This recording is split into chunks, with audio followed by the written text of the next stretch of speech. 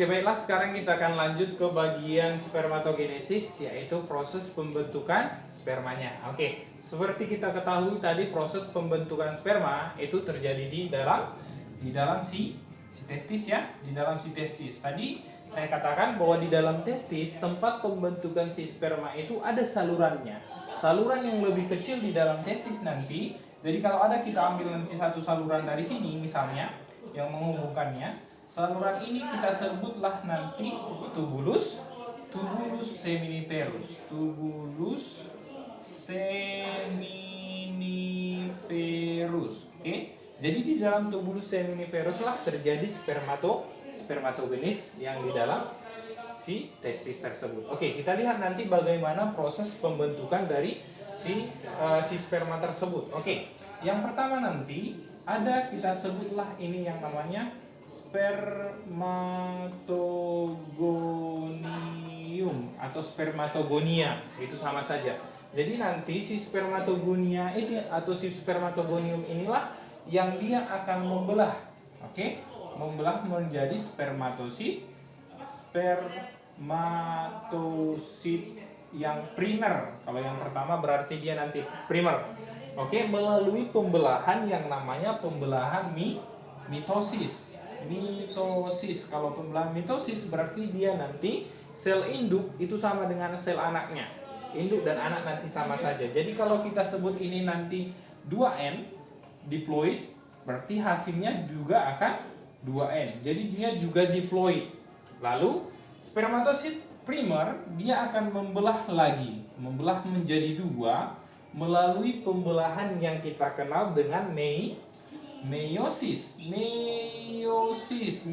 yang pertama. Ingat ya, kalau mitosis cuma satu tahapan, meiosis ada 2 tahapannya di video sebelumnya. Oke, hasil pembelahan spermatosit primer dia menghasilkan spermatosit yang sekunder, yang kedua berarti yang sekunder. Lalu si spermatosit yang sekunder ini T ya, bukan X ya. Spermatosit yang sekunder dia membelah dengan yang namanya nanti meiosis kedua menjadi 4 yang namanya spermatid. Spermatid dia.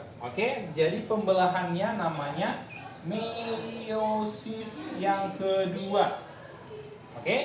Selanjutnya spermatid ini dia akan mengalami proses atau diferensiasi. Jadi berubah nanti dia menjadi yang kita kenal dengan yang namanya spermatozoa. Jadi dia nanti sudah ada bagian kepalanya, ada bagian ekornya, sebenarnya ada bagian lehernya nanti ya. Jadi dia nanti sekali ada yang namanya spermatogenesis menghasilkan 4 spermatozoa yang fungsional. Ini kita kenal dengan spermatozoa atau sperma saja sudah cukup, sama saja itu. Jadi ada nanti prosesnya kita sebutlah ini spermiogenesis. Ini perubahan dari spermatid menjadi sperma. Jadi kalau yang pertama tadi 2N spermatosit primer dia 2N. Kalau dia spermatosit sekunder dia nanti dia sudah N atau haploid. Spermatid juga dia nanti sudah haploid. Dan juga pada si sperma ini juga nanti dia sudah haploid. Makanya ketika spermatozoa dia sudah nanti membuahi si ovum, N ditambah N menjadi 2N. Jadi kalau manusia itu nanti sifatnya sudah 2N ya. 2N dia sudah diploid. Lalu setelah itu saya mau gambarkan bagaimana sebenarnya struktur dari si sperma tersebut. Saya buat di sini ya. Jadi kalau kita lihat nanti struktur dari si sel sperma, struktur dari sel sperma saya buat di atas dari si testisnya ya. Yang penting kamu paham. Lalu dia nanti ada beberapa bagian dari si spermanya. Ini saya buat sperma. Yang pertama ada nanti bagian kepala. Ini bagian kepala. Lalu pada bagian kepala terdapat nanti adalah di sini intinya. Ada intinya. Intinya disinilah nanti kromosom, disinilah nanti semua untuk materi genetik yang akan diwariskan atau yang akan digabungkan dengan si ovum. Sifat dari ayah dan ibu nanti akan bergabung membentuk si anaknya. Lalu di bagian kepalanya ada enzim namanya akrosom. Akrosom ini fungsinya nanti untuk menembus si ovum supaya nanti bisa terjadi pembuahan. Lalu ada bagian di sini, bagian leher atau nanti bagian badan kita sebutkan. Ini bagian badan. Oke, di badannya ini dia nanti ada dia yang namanya mitokondria. Mitokondria yang berbentuk spiral. Oke, dia terdapat yang namanya mitokondria. Mitokondria ini di organel sel kita tahu bahwa mitokondria fungsinya untuk hasilkan energi, khususnya nanti energi untuk bergerak supaya nanti dia mempunyai energi untuk bergerak untuk mencapai si ovum. Oke, lalu bagian terakhir ini adalah ekor. Ekornya ini pastinya sebagai alat geraknya nanti supaya dia bisa berenang menuju si ovum tersebut. Ingat ya, ada 3 bagian.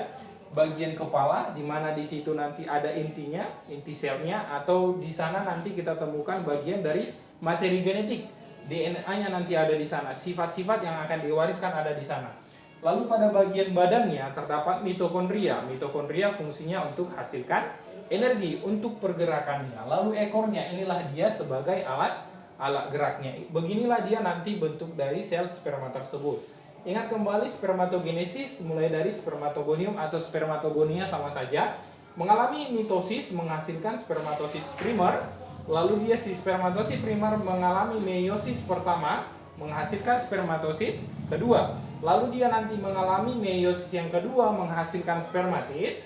Lalu dia mengalami proses spermiogenesis atau berdiferensiasi, dia nanti berubah dari si spermatid yang bulat-bulat aja menjadi spermatozoa atau sperma yang sudah nanti memiliki ekor dan juga bagian-bagian yang lain yang sudah siap untuk membuahi. Jadi ini dia sudah fungsional.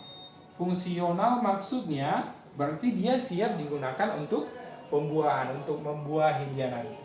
Oke, beginilah dia proses spermatogenesis dan juga struktur dari sperma dan juga si testis. Jadi kalau kalian lihat tadi, ini bagian dari si tubulus seminiferus. Lalu bagian inilah yang kita sebut epididymis. Oke. Lalu keluar dari epididymis inilah nanti namanya vas deferentia.